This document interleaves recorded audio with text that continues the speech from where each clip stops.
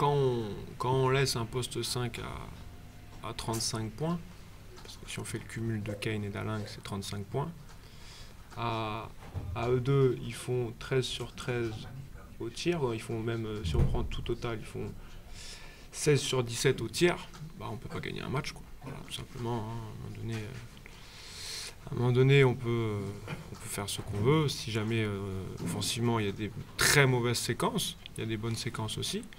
On a une équipe jeune, on a une équipe qui ne connaît pas encore, on a 3 joueurs qui sont arrivés il y a 10 jours dans l'équipe. Donc il y a des on peut perdre à cause de ça, c'est pas le problème. Mais perdre parce que on prend 42 points dans la raquette, alors qu'en plus on a prévu des choses pour pas qu'ils marquent trop dans la raquette, parce que déjà Kane avait fait un très très bon match contre Orléans en étant à 100% au tir à l'intérieur de la raquette. Donc on prévoit des choses et qui manifestement les joueurs n'ont pas compris, n'ont pas adhéré, n'ont pas fait, quoi. Voilà. Donc aujourd'hui c'est une grosse déception.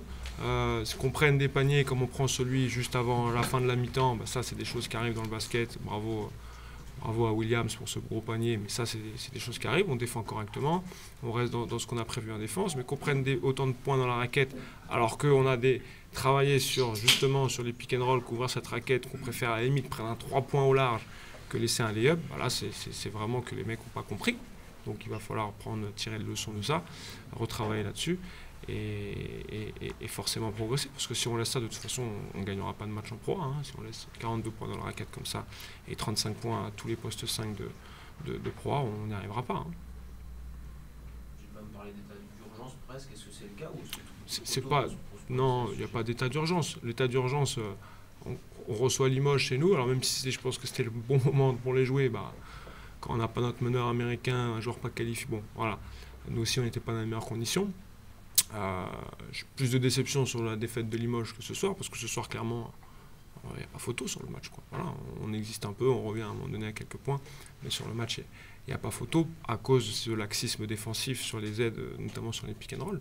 Voilà, parce que les 35 points des postes 5 de Dijon, c'est pas que mes postes 5, il y en a c'est pour eux, mais c'est collectivement que la défense n'a pas été à la hauteur. L'état d'urgence, non, on savait qu'on avait 3 premiers matchs de championnat très compliqués.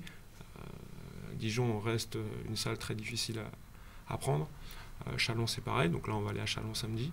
On savait très bien, on voulait absolument en prendre 1 sur 3 pour lancer la saison. Bah, on va travailler pendant 3 jours pour se donner des chances de prendre celui de Châlons. Mais voilà, après on aura tout le temps de relever la tête. On espère que notre meneur reviendra vite aussi, parce qu'il nous manque beaucoup. Même si le Malela Mutualé fait un bon travail en intérim, bah, il n'est pas encore aujourd'hui dans la capacité à jouer 35 minutes par match et à tirer le meilleur d'une équipe. Mais ce qu'il fait, c'est assez satisfaisant pour nous et ça donne de l'espoir quand il sera dans son rôle de backup, qu'il puisse beaucoup nous aider. Voilà. Maintenant, on a une hiérarchie. Aujourd'hui, Vassalo a été moins bon que ce qu'il a pu faire vendredi. Bien défendu par Dijon, c'est sûr. Lorenzi, il a été bien meilleur que ce qu'il a été vendredi. Ça fait partie des 2 leaders de l'équipe. Maintenant, il faut qu'on arrive à ce que nos leaders soient bons ensemble. Et là, je pense qu'on a potentiellement capable de jouer des matchs en Pro A et d'aller en chercher, quoi. Voilà.